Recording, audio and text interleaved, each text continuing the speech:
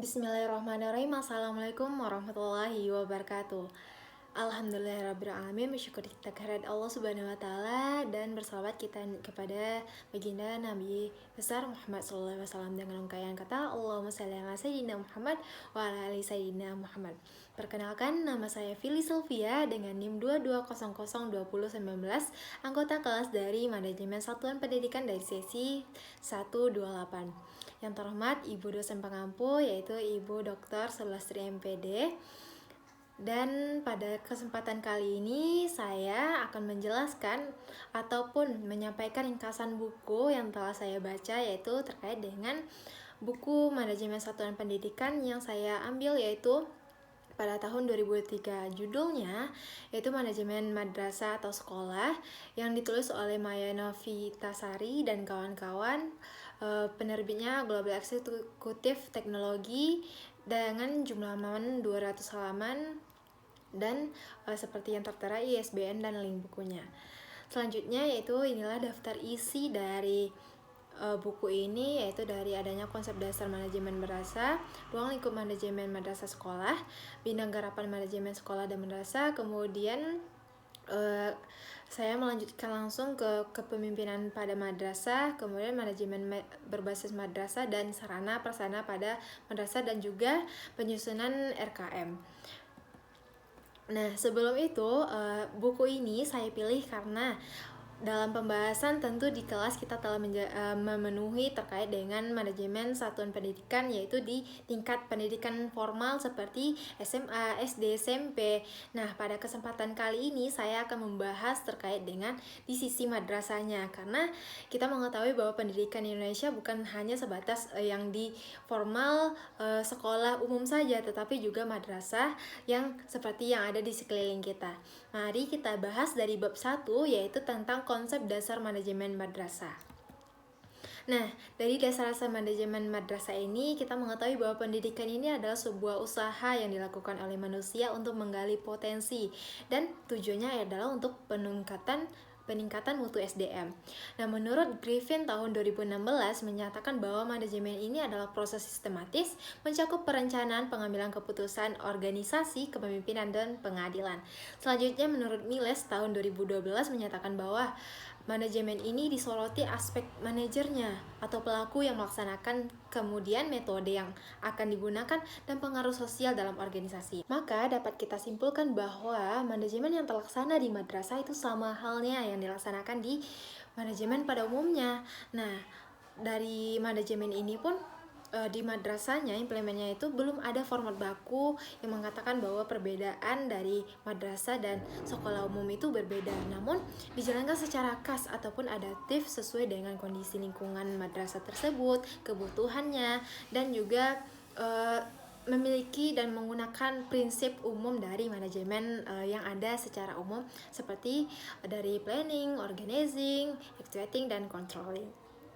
Selanjutnya yaitu urgensi dan prinsip manajemen di madrasah. Urgensinya dari pendapat Mullins tahun 2010 menyatakan bahwa manajemen itu penting karena terkait teori, praktik, dan perkembangan organisasi. Kemudian prinsipnya menurut Henry Fayol menyatakan ada 13 prinsip. Yang pertama yaitu pembagian kerja pada setiap anggota, baik itu dari kepala sekolah, kemudian guru, stafnya, dan juga dengan karyawan-karyawan yang terlibat di sekolah ataupun madrasah. Kemudian wewenang dan tanggung jawabnya, kedisiplinan, kesatuan komando, kesatuan arah, kepentingan bersama, remunerasi, sentralisasi yaitu terpusat pada satu titik yaitu kepala sekolah, ataupun nanti dipusatkan pada Kemenak karena ini dalam madrasah. Kemudian ada tatanan, ekuitas, stabilitas kerja, dan inisiatif dan semangat korps. Selanjutnya yaitu unsur-unsur manajemen. Nah, unsur-unsur manajemen yang berlaku dalam madrasah sama halnya yang berlaku pada sekolah umum seperti yang kita lihat ataupun yang kita jalani di pendidikan biasanya. Nah, ada 7 unsur manajemen. Yang pertama yaitu MAN. SDM, MAN itu adalah manusia, yaitu merupakan SDM sebagai aset utama yang perlu diseleksi, dibina, dan dikembangkan. Kemudian ada MONI, yaitu uang, dana sebagai sumber vital untuk operasional madrasah. Kemudian materials atau bahan, sarana dan bahan ajar pendukung pembelajaran. Kemudian mekaniknya yaitu teknologi dan peralatan sebagai sarana penunjang administrasi maupun pembelajaran. Kemudian ada metos, yaitu adalah metode yang akan digunakan sebagai pendekatan pengelola lembaga serta strategi pembelajaran. Kemudian ada minute, yaitu terkait dengan waktu, yaitu yang dapat dikelola dengan efisien dan efektif dalam setiap kegiatan. Nah, kemudian ada market, yaitu sasarannya, tujuannya, yaitu lingkungan eksternal seperti masyarakat dan daya saing lembaga lain. Selanjutnya yaitu fungsi dasar manajemen madrasah.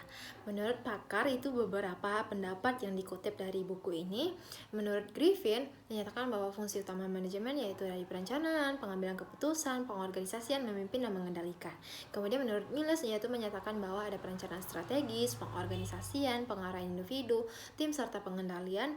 File juga menambahkan adanya komando, yaitu komando itu adanya pemimpin yang mengarahkan satu arah dari kegiatan pelaksanaan operasional ataupun pembelajaran di sekolah. Dan adanya koordinasi itu adalah satu kaitan dengan unit lainnya yang bekerja sama untuk mencapai satu tujuan. Dan juga menurut Bridge adanya perencanaan, koordinasi, kontrol dan motivasi, yaitu dorongan yang diberikan oleh pemimpin agar para karyawan ataupun staf dan guru tetap semangat dalam melaksanakan tugas dan tanggung jawabnya. Kemudian menurut Arif Rahman menyatakan bahwa fungsi manajemen diarahkan untuk mendukung proses pembelajaran berbasis nilai-nilai Islam. Nah, keterampilan dasar manajemen madrasah menurut Griffin tahun 2016 menyatakan pertama, ada teknis menguasai pekerjaan teknis dan melatih bawahan, kemudian interpersonal bagaimana hubungan kita dengan karyawan lainnya, sosial, komunikasi di dalam lintas organisasi, kemudian konseptual bagaimana cara kita berpikir, memecahkan masalah, problem solving, dan memahami strategis dan memahami organisasi sebagai sistem keseluruhan. Kemudian diagnostik yaitu menganalisis gejala, masalah dan menentukan solusi. Ini sangat perlu di dalam pengambilan keputusan. Kemudian ada komunikasi, menyampaikan dan menerima informasi secara efektif. Pengambilan keputusan yaitu memilih alternatif yang tepat untuk apa yang kita laksanakan untuk mencapai tujuan. Nah, di sini kita harus mengenali peluang, menganalisis opsi, dan bertindak. Nah, kemudian manajemen waktu yaitu mengelola prioritas mana yang butuh kita dahulukan kerjanya dan juga dapat mendelegasikan tugas-tugas tersebut agar timeline yang kita telah tetapkan itu tercapai sesuai yang telah ditentukan. Nah, selanjutnya yaitu manajemen sebagai ilmu dan seni. Dikatakan ilmu bahwa karena manajemen ini berdasarkan data, rasionalitas, dan metode objektif. Dikatakan sebagai seni karena melibatkan intuisi, insting, dan pengalaman sosial. Nah, menurut Stern, manajemen ini triknya ada pada satu, tahu kapan harus ilmiah dan kapan harus berseni. Menurut Watson menyatakan bahwa tambahan perspektif magic dan politik dalam konteks kompleks. Nah, kita mengetahui bahwa setiap kondisi yang dialami oleh sekolah, madrasah itu berbeda-beda. Maka karena perbedaan itulah di sini akan ada seni seorang pemimpin untuk mana alternatif yang tepat untuk melaksanakannya, karena kadang-kadang membutuhkan perekrutan anggota dulu baru menentukan programnya, bahkan ada juga yang menentukan programnya baru merekrut. Nah, itulah contoh seni yang dilakukan dalam manajemen, karena tidak semua halnya harus lurus dari 1 hingga 10, tapi bisa yang digabungkan jadi 1 dan 2 bisa berjalan secara langsung, ataupun nanti bisa didahulukan oleh angka 2 baru dilaksanakan oleh angka 1. Mungkin seperti itulah step-step yang dikatakan seni. Dan ilmu ini menyatakan bahwa tidak bisa manajemen ini didasarkan atas data yang tidak valid ataupun secara mengada-ngada, tapi harus secara logika, ilmiah, valid, dan juga menggunakan metode-metode yang tepat untuk pelaksanaannya. Selanjutnya yaitu peluang pengembangan manajemen madrasah pasca COVID-19, yaitu dari sistem COVID yang kita melaksanakan pembelajaran itu di rumah, yaitu dengan hal itu membuka peluang menuntut sistem baru yang kolaboratif, adaptif, dan adil. Kemudian penguatan kompetensi guru menjadi fokus utama. Kemudian lembaga mendukung peningkatan kualitas guru madrasah secara teknis dan non teknis, yaitu contohnya di penggunaan teknologi.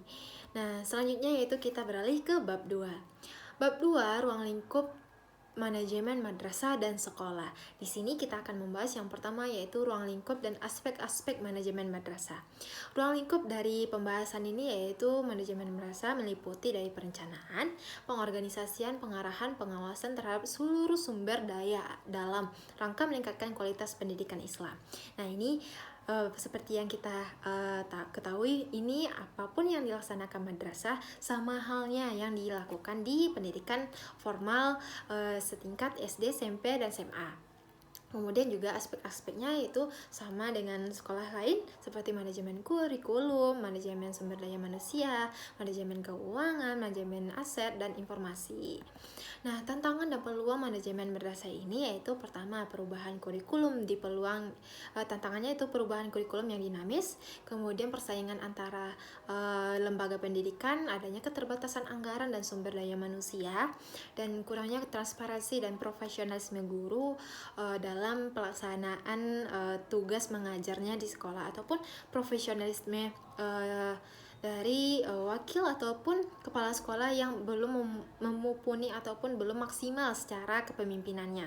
Kemudian peluangnya yaitu adanya inovasi kurikulum berbasis kebutuhan zaman, kemudian penguatan mutu layanan pendidikan, efisiensi keuangan sebagai keunggulan kompetitif, dan pemanfaatan teknologi informasi dalam manajemen dan pembelajaran. Nah, model dan teori dalam manajemen madrasah ini terdapat beberapa model yang saya kutip dari bukunya, yaitu yang pertama modelnya yaitu manajemen strategis. Fungsi dan aplikasinya itu fokus pada perencanaan jangka panjang dan keselarasan program. Kemudian teori motivasi yaitu meningkatkan semangat kerja guru, karyawan, staf, pendidikan, TU untuk kualitas pembelajaran, kemudian pembelajaran kooperatif, menemukan kerjasama dan solidaritas antar siswa. Kemudian manajemen partisipatif mendorong keterlibatan seluruh komponen madrasah dalam pengambilan keputusan dan pembelajaran berbasis masalah, meningkatkan kreativitas, problem solving, dan juga pengambilan keputusan siswa ini sangat diuji. Selanjutnya yaitu peran pengelolaan madrasah. Nah, perannya yaitu secara perencanaan strategisnya yaitu menyusun rencana jangka pendek dan jangka panjang untuk pencapaian visi madrasah. Kemudian pengelolaan sumber dayanya itu mengatur SDM, keuangan, dan sarana secara efisien. Kemudian peran selanjutnya peningkatan pembelajaran dengan memperbaiki kurikulum, meningkatkan pelatihan guru, dan memanfaatkan teknologi pendidikan yang berkembang pada saat sekarang ini. Kemudian secara kualitas madrasah pun menjamin efektivitas semua aspek manajemen dan fasilitas, dan secara humas pun perannya akan membangun kemitraan melalui kegiatan sosial, edukatif dengan masyarakat sekitar dan juga stakeholder di luarnya.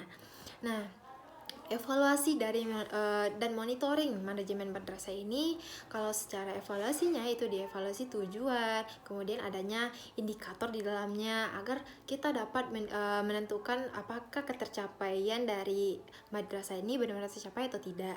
Nah, ini akan memberikan arah kejelasan yang signifikan dan juga menjadikan acuan untuk pelaksanaan program-program yang ada di madrasah. Kemudian adanya metode yang akan digunakan, kemudian adanya hasil. Nah, secara monitoringnya itu yang dilaksanakan dalam manajemen madrasah yaitu memantau pelaksanaan, baik itu secara langsung ataupun tidak langsung, baik itu kita turun ke lapangan ataupun secara administratif yang disampaikan oleh guru misalnya ataupun TU. Nah, kemudian kita memeriksa cross check apapun yang telah dilaksanakan apakah sesuai dengan tujuan dan indikator yang telah kita tetapkan. Kemudian tindakan korektif yaitu melakukan pembinaan, contohnya apabila gurunya masih belum maksimal dalam pengajaran, dan juga melakukan pembinaan BIMTEK, teknis secara penggunaan teknologi itu dapat dilakukan apabila dibutuhkan sesuai dengan kondisi madrasah. Maka evaluasi dan monitoring dilakukan pada semua aspek pendidikan, baik itu dari kurikulum, fasilitas, tenaga pengajar, hingga kinerja siswa. Nah, selanjutnya kita lanjut ke bab 3, yaitu bidang garapan manajemen sekolah ataupun madrasah. Nah, dalam manajemen kurikulum, ini mengatur seluruh proses penyusunan, pelaksanaan hingga evaluasi kurikulum. Tahapan yang dilakukan dalam manajemen kurikulum ini yaitu dari perencanaan.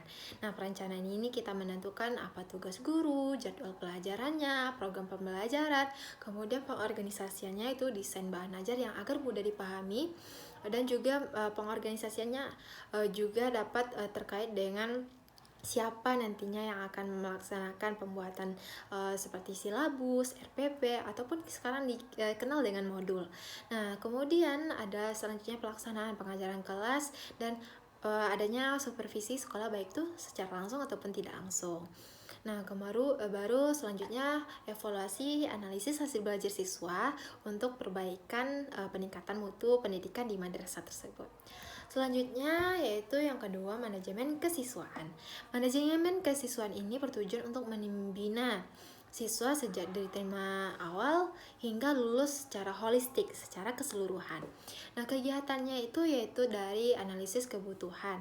Nah, berapa kebutuhan madrasahnya, berapa daya tampung siswanya, kemudian barulah membuka rekrutmen. Nah, sebelum rekrutmen ini, tentu dari sekolah akan mempersiapkan tim-tim PPDB yang akan melaksanakan pelaksanaan penerimaan peserta didik baru melaksanakan seleksi, kemudian orientasi siswa baru seperti MPLS. Kemudian adanya penempatan dan pembinaan disiplin serta pengembangan potensi seperti contohnya di ekstrakurikuler, pencatatan kehadiran, nilai hingga perpindahan seperti adanya di laporan hasil siswa seperti rapor tengah semester ataupun lapor di akhir semester. Nah, pencatatan akademik dan kelulusan siswa dengan menerapkan prinsip partisipatif, menyenangkan, dan inklusif. Nah, selanjutnya kita beralih ke manajemen sarana dan prasarana. Manajemen sarana prasarana ini sangat krusial di dalam madrasah karena apabila tidak ada sarana prasarana tentu tidak ada tempat atau wadah dan alat-alat pendukung untuk melaksanakan pembelajaran. Nah, fokusnya dari madrasah ini yaitu ketersediaan dan pemanfaatan fasilitas pembelajaran. Yang pertama, perannya perencanaan, yaitu menganalisis kebutuhan dan merencanakan pengadaan sarana prasarana sesuai prioritas dari madrasah tersebut. Kemudian pengorganisasian, mengatur pendistribusian dan penataan sarana prasarana agar tertata rapi dan sesuai fungsi. Kemudian pengarahan, yaitu memaksimalkan pemanfaatan sarana prasarana dengan efisien serta melaksanakan pemeliharaan, inventarisasi, dan penghapusan. Nah, dalam pelaksanaannya pun seperti adanya WC perlu dibersihkan setiap hari, kemudian adanya ataupun alat-alat komputer yang perlu diperbaiki secara berkala, dilakukan pemantauan, dan juga apabila ada misalnya kursi yang patah, meja yang patah, ataupun papan tulis, ataupun hal-hal lainnya itu perlu dihapuskan seperti dibakar ataupun dibuang. Nah, itulah contoh salah satu penghapusan dari sarana. Nah, selanjutnya pengawasan. Nah, pengawasan ini tentu kepala sekolah ataupun dari struktur yang dijadikan koordinator sarana prasarana sekolah akan memantau, mengevaluasi pemanfaatan dan pemeliharaan agar kondisi sapras dalam keadaan layak untuk dipakai dan dapat menunjang pembelajaran secara maksimal dan juga penggunanya tepat sasaran. Nah, selanjutnya yaitu di manajemen keuangan pendidikan. Kita mengetahui bahwa finansial ataupun keuangan itu adalah vitalnya dari suatu sekolah ataupun madrasah. Nah, prinsip penting yang harus diimplementasikan dari manajemen keuangan pendidikan ini yaitu keadilan, efisiensi, transparansi, dan akuntabilitas. Nah, fungsi utama dari manajemen keuangan ini yaitu perencanaan anggaran, yaitu menyusun rencana anggaran pendidikan yaitu RAPBS berdasarkan sumber pendanaan, kemudian implementasinya pemisahan tugas otorisator, koordinator dan bendahara, kemudian pembukuan dan pelaporan dilakukan secara tertib, adil, dan terdokumentasi. Kemudian pemeriksa dan pengadilan memastikan penggunaan anggaran sesuai dengan tujuan.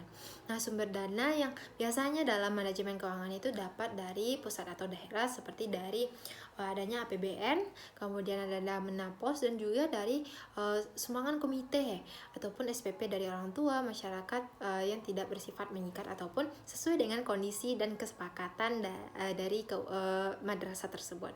Nah, kemudian jenis biayanya pun juga terbagi menjadi dua, adanya operasional seperti gaji, pemeliharaan, kebutuhan harian, kemudian pengembangan seperti renovasi bangunan dan juga pembangunan baru dari prasarana madrasah tersebut.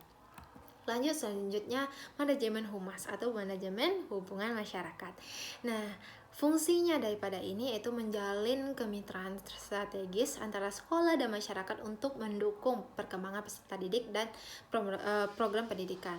Nah, tugas utamanya yaitu menyampaikan informasi ke publik terkait program-program sekolah ataupun membutuhkan bantuan dan juga kerjasama lainnya. Kemudian membangun jejaring kerjasama dan dukungan dengan stakeholder di luar lainnya. Kemudian merancang strategi promosi sekolah dan mencari donatur. Nah, jenis hubungannya itu terdiri dari 3, yaitu ada edukasi, kolaborasi, guru, dan orang tua untuk sinergi pendidikan siswa. Kemudian adanya budaya, menyesuaikan kurikulum dengan kearifan lokal dan budaya masyarakat, dan kelembagaan hubungan dengan instansi, lembaga pemerintah swasta untuk penguatan pendidikan. Nah, selanjutnya lanjut ke bab 5, yaitu kepemimpinan pada madrasah. Nah, pengertian kepemimpinan madrasah ini terdapat dari 3 pendapat yang saya kutip. Yang pertama yaitu Suharsimi Arikunto menyatakan bahwa kepemimpinan itu adalah upaya untuk mempengaruhi anggota kelompok supaya mereka mau memberikan kontribusi terbaik, baik itu tenaga, pikiran, waktu dalam bentuk kemampuan yang maksimal. Nah, ketercapaian suatu ini dilaksanakan secara sukarela. Menurut Wahjo Sumijo, sebagai suatu bentuk karakter perilaku, emosional, cara pandang yang dapat memberikan pengaruh terhadap orang lain atau pola-pola interaksi melalui hubungan kerjasama antara peranan, kedudukan, dan suatu jabatan administratif. Nah, menurut Hadarawi Nawawi menyatakan bahwa kemampuan seseorang dalam memberikan arahan, memberikan motivasi, dan memberikan pengaruh terhadap orang lain agar rela untuk melaksanakan tugas-tugas yang terarah demi mencapai tujuan. Maka dapat kita simpulkan bahwa kepemimpinan ini adalah suatu upaya yang dilakukan seseorang agar dapat melaksanakan apa yang diarahkan, apa yang diminta secara sukarela, dan berkontribusi baik itu secara tenaga, pemikiran, kemudian waktu yang diluangkan untuk mencapai tujuan bersama. Selanjutnya yaitu tentang gaya kepemimpinan. Nah, dalam madrasah ada 3 gaya kepemimpinan yang digunakan, yaitu secara umumnya gaya kepemimpinan ini adalah pola tindakan atau pandangan seseorang pemimpin saat mengarahkan bawahannya. Yang pertama yang berlaku di madrasah yaitu otokratis, yaitu di mana pemimpinnya itu merasa sepihak, kemudian suka melakukan penekanan yang tinggi kepada staf ataupun pendidiknya, kemudian tidak mendengarkan apa yang didiskusikan oleh orang-orang di luarnya. Dia bertindak sesuai dengan pemikiran dan apa yang diyakininya benar. Kemudian juga banyak tekanan-tekanan yang lainnya seperti adanya ancaman-ancaman dari otokratis ini. Nah, jadi sehingga dalam pelaksanaan organisasi ataupun madrasah di dalamnya itu banyak anggotanya menjadi pasif, takut, dan jarang untuk berinisiatif untuk mengemukakan pendapatnya. Kemudian laissez faire, yaitu di sini pemimpinnya memberikan kebebasan kepada seluruh anggotanya untuk bertindak dan mengambil keputusan tanpa arahan ataupun di bawah bimbingan yang selalu diberikan oleh kepala sekolah. Nah, sehingga jenis gaya ini dapat didefinisikan dengan anggotanya bebas tanpa arahan dan pengawasannya pun lemah. Nah, kebanyakan dari jenis gaya ini yaitu organisasinya kacau dan tujuannya tidak tercapai. Namun di sisi yang lain, apabila SDM di dalamnya itu benar-benar mengetahui telah mengetahui job desk-nya masing-masing, kapan ia harus melaksanakan, kapan ia harus melaporkan, dan mengetahui bagaimana tindakan-tindakan tepat sasaran yang dilaksanakan. Ini sangat memberikan kebebasan dan keluasan dan juga tidak memungkin dan minimalisir adanya kekacauan di dalam sebuah sekolah.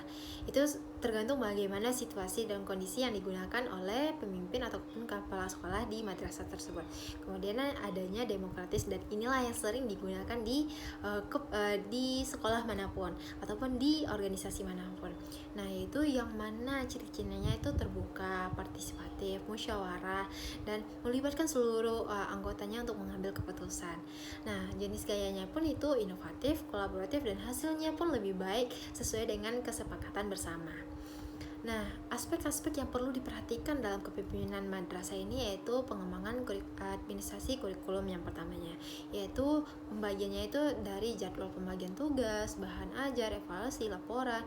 Kemudian tantangannya apa di dalam pengembangan administrasi kurikulum madrasah ini, yaitu kurangnya terdokumentasi dan kesadaran pentingnya konsistensi administrasi. Kadang-kadang TU ataupun pelayanan ataupun guru pun bahkan sering lupa ataupun menunda-nunda administrasinya, sehingga banyak yang tidak teratur ataupun nanti banyak tertinggal ataupun malah kehilangan dokumentasi penting di madrasah tersebut. Maka di sini sangat membutuhkan petugas yang selalu mengingatkan dan juga terorganisir sistematis dan menentukan jadwal-jadwal penting, mengingatkan selalu kepada seluruh TU ataupun pendidik terkait dengan administrasinya. Kemudian yang kedua yaitu pengembangan sarana dan prasarana. Sarana itu seperti peralatan langsung pembelajar seperti kelas, tulis, dan media. Kemudian prasarananya fasilitas pendukung seperti kantin, taman, akses jalan. Nah, masalah yang sering dialami dari sapersnya madrasah ini yaitu tentang anggaran yang terbatas untuk peningkatan sarana dan prasarananya, kemudian pemeliharaan yang buruk, menurunkan mutu pembelajaran ataupun fasilitas yang kurang lengkap sehingga pembelajarannya itu kurang efektif seperti labor, kemudian alat-alat pendukung pembelajaran lainnya. Kemudian selanjutnya di aspek yang selanjutnya pengembangan sumber daya manusia. Di sini aspek yang dikembangkan ada 3, yaitu pendidik. Yang pertama meningkatkan potensi pedagoginya pendidik, kemudian insentif, tugas administratifnya, kemudian siswa yaitu kegiatan peningkatan kognitif, afektif, dan psikomotorik. Kemudian pengembangan stakeholdernya itu dilibatkan dengan musyawarah, peninjauan kinerja lembaga, dan juga kepemimpinannya. Kemudian dari pengembangan masyarakat dan perannya yaitu yang perlu diperhatikan pemimpin ataupun kepala sekolah yaitu terkait madrasah masyarakat yang saling membutuhkan, kemudian kontribusi partisipatif masyarakat terkait kegiatan dan penyuluhan dan pengawasan sekolah, dan juga tantangannya itu hubungan yang renggang, menurunkan kepercayaan dan efektivitas pendidikan. Nah, ini sangat membutuhkan bahwa kita mengetahui orang tua yang berada di sekitar sekolah membutuhkan pengawasan juga terhadap peserta didik, karena apabila misalnya peserta didik ini melakukan hal-hal ketidakdisiplinan dapat dilaporkan ke masyarakat ataupun juga mengetahui adanya seperti adanya kecelakaan atau melakukan tindakan-tindakan merokok ataupun tawuran, itu membutuhkan dukungan dan pengawasan juga dari masyarakat. Nah, selanjutnya kita masuk ke bab 6 yaitu manajemen berbasis madrasah. Nah, dari konsep dasarnya yaitu manajemen seperti yang kita bahas sebelumnya adalah seni mengatur orang lain agar bekerja senang untuk mencapai tujuan organisasi. Itu menurut Anas Mahduri. Nah, 3 aspek penting di manajemen ini yaitu terkait dengan hubungan kemanusiaan antar pemimpin dan kelompok, kemudian kegiatan diarahkan pada tujuan yang disepakati, tujuannya dicapai bersama dalam kelompok. Nah, proses manajemennya itu seperti yang telah disampaikan tadi, ada POAK, perencanaan, pengorganisasian, pelaksanaan, pengendalian. Kemudian sumber dayanya yang diatur yaitu dari manusia, dana, sarana prasarana, dan juga informasi yang terlibat dalam madrasah tersebut. Nah, dari manajemen berbasis madrasah tersingkat dengan MBM, yaitu adalah sebuah paradigma baru dengan otonomi luas bagi madrasah sesuai dengan kebijakan pendidikan nasional. Nah, tujuannya yaitu meningkatkan efisiensi, peningkatan mutu madrasah, pendidikannya, kualitas pembelajarannya, dan lain-lain, dan juga pemerataan pendidikan melalui kemandirian lembaga. Setiap madrasah dapat mengelola sumber daya sesuai dengan kebutuhan lokal, kemudian mengembangkan kriteria perilaku siswa, dan juga menentukan kelulusan siswa berdasarkan perilaku, bukan hanya nilai akademik. Nah, di sini sekolah memiliki otonomi bebas terhadap pengaturan dari pelaksanaan pembelajaran dan aturan ataupun operasional di sekolahnya. Nah, komponen dari MBM ini yaitu menurut Mulyasa tahun 2002 mulai dari kurikulum dan pemrograman pengajaran, tenaga kependidikan, kesiswaan, keuangan, sarana dan prasarana, hubungan madrasah dan masyarakat, dan manajemen layanan. Selanjutnya yaitu karakteristik MBM. Nah, karakteristik ini saya kutip dari pendapat Fatah dalam Abdul Wahid Tahir tahun 2017 menyatakan bahwa karakteristik MBM ini sama halnya dengan MBS, yaitu otonominya luas, yaitu madrasah mengelola metode pembelajaran dan sumber daya berdasarkan kebutuhan lokal dan siswa, kemudian partisipasi masyarakat dan orang tua yang harus tinggi, di mana contohnya komite madrasah dan orang tua dilibatkan dalam merumuskan program peningkatan kualitas sekolah. Kemudian kepemimpinan demokratis dan profesional, kepala madrasah menerapkan pendekatan bottom up dan melibatkan semua pihak, dan teamwork kompak dan transparan dengan dukungan kerjasama antar unsur pendidikan madrasah didukung pelaksanaan program. Karena tanpa kerjasama yang baik dan juga transparansi atas apa hasil ataupun pelaksanaan program dan perencanaannya, tentu tidak ada pencapaian yang maksimal. Maka dari itu membutuhkan 4 karakteristik ini dalam pelaksanaannya. Nah, kemudian peran manajemen berbasis madrasah. Nah, perannya yaitu pertama yaitu penyadaran konservatif, yaitu mempertahankan nilai budaya dan moralitas masyarakat. Kemudian progresif, yaitu mengembangkan dan menyebarkan ilmu pengetahuan serta teknologi menjadi agen perubahan sosial. Mediasi, yaitu menjembatani antara konservatisme dan progresivisme melalui dialog, sosialisasi, dan pembinaan nilai-nilai kemanusiaan. Kemudian juga desentralisasi dan demokratisasi diperlukan untuk menjawab tuntunan masyarakat atas kelola yang lebih adil. Dan juga konsep Kaizen yang merupakan perbaikan berkelanjutan yang dilakukan secara bertahap, dimodifikasi, inovasi, dan imitasi yang kreatif.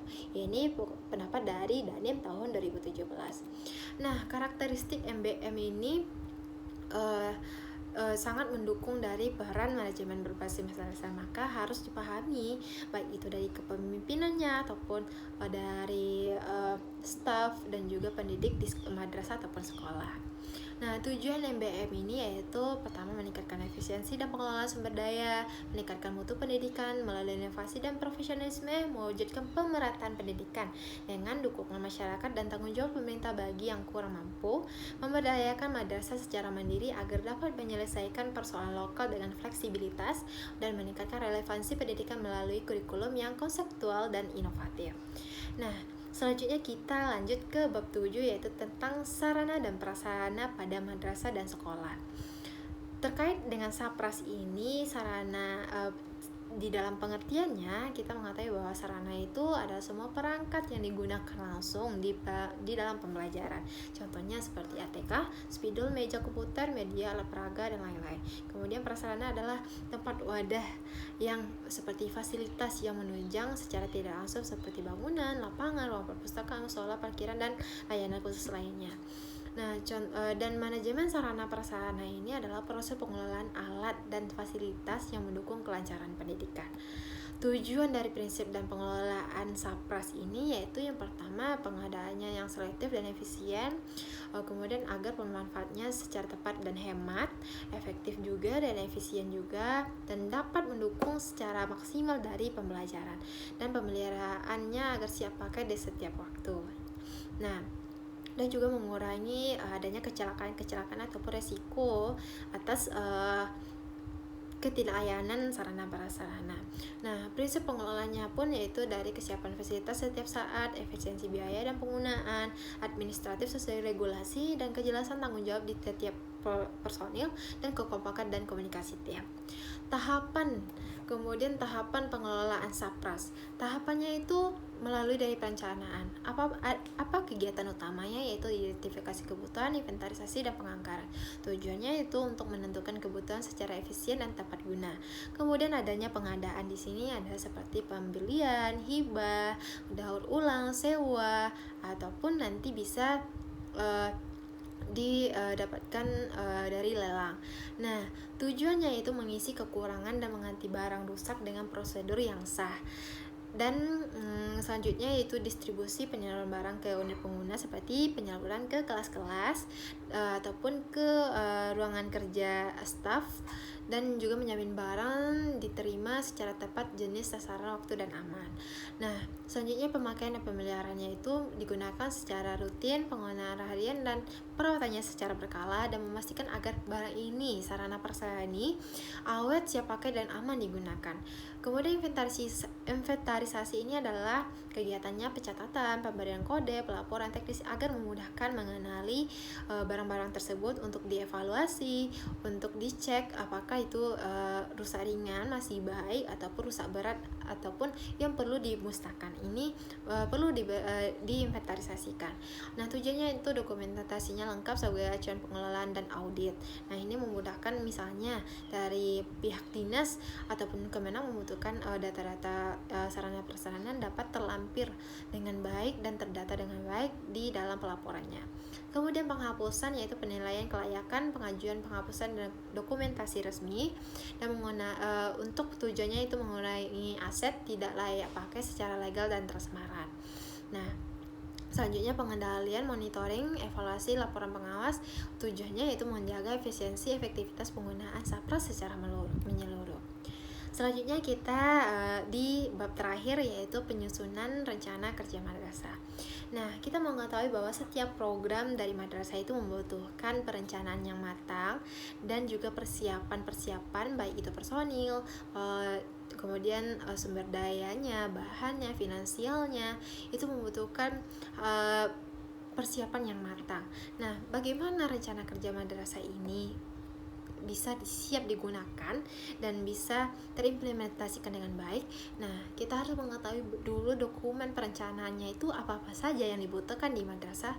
Yaitu yang pertama, contohnya jenis rencana, yaitu rencana kerja menengah, yaitu RKJM yang panduannya itu strategis selama 4 tahun. Kemudian adanya rencana operasional, rincian kegiatan secara tahunan. Kemudian anggaran madrasah, alokasi dana untuk mendukung kegiatan dan rencana kerja tahunan, target-target yang dicapai setiap tahun di madrasah tersebut. Nah, tujuan dari RKM ini adalah yaitu menjamin tercapainya tujuan dan sasaran madrasah, mendukung pengelolaan program-program terencana, mewujudkan integrasi dan sinergi antara unit madrasah dan Kemenak di berbagai tingkatan, dan juga menjamin kelangsungan siklus perencanaan, penganggaran, pelaksanaan, pelaporan, pengawasan, dan mengawal penggunaan SDM yang efisien, berkeadilan, berkelanjutan, mendukung kesetaraan gender. Nah, proses penyusunan RKM ini dimulai dari tentunya pembentukan tim pengembangan madrasah yang terlingkup dari kepala sekolah, wakil kepala sekolah, bendahara, sekretaris, dan juga dari TU dan juga dari pendidiknya. Nah, kemudian melengkapi penilaian mandiri madrasah itu dapat dari EDM, yaitu evaluasi dasar diri madrasah. Kemudian mendefinisikan peta mutu madrasah, merumuskan kondisi madrasah yang diinginkan, baik itu dari kondisi sekarang, kondisi masa lalu, dan kondisi yang diharapkan di masa depan. Kemudian menganalisis gap-nya, apa perbedaan dari masa sekarang dan apa yang diharapkan untuk masa yang depan, dan menentukan tujuan madrasah, menetapkan program, indikator kinerja, rencana aksi, dan responden program, dan menyusun EKT dan RKAM. Nah, proses penyusunan RKM ini memiliki ada 6 tahap. Yang pertama, menilai kondisi madrasah saat ini melalui EDM dan identifikasi tantangan. Kemudian kedua, menetapkan kondisi yang diharapkan dengan dituliskan dari visi misi, tujuan, sasaran, dan indikator itu turun-menurun. Nah, yang ketiga yaitu menuliskan program, penanggung jawab, kegiatan, dan jadwal. Keempat, menyusun rencana anggaran, biaya, pendanaan, dan penyusunan sumber dana. Kemudian merumuskan RKT PTM, RKM, program strategis secara kegiatan rutin dan jadwal dan RKA-nya. Dan selanjutnya setelah draftnya itu telah disusun dan telah direvisi, telah di cross check secara keseluruhan, barulah melakukan pengesahan RKM oleh rapat Dewan Pendidik oleh Kemenak ataupun pengelola madrasah, dan baru disosialisasikan ke stakeholder seperti komite, masyarakat, dan siswa ataupun lembaga-lembaga instansi yang terkait dengan madrasah tersebut. Nah, mungkin sekian yang dapat saya sampaikan terkait dari video ini, yang semoga apa yang saya sampaikan dapat bermanfaat bagi kita semua. Dan saya mengucapkan terima kasih telah menonton video ini sampai habis. Saya pribadi mengucapkan mohon maaf atas kesalahan dan kekurangan penyampaian, dan terima kasih atas perhatiannya. Saya mengucapkan dan mengakhiri wassalamualaikum warahmatullahi wabarakatuh.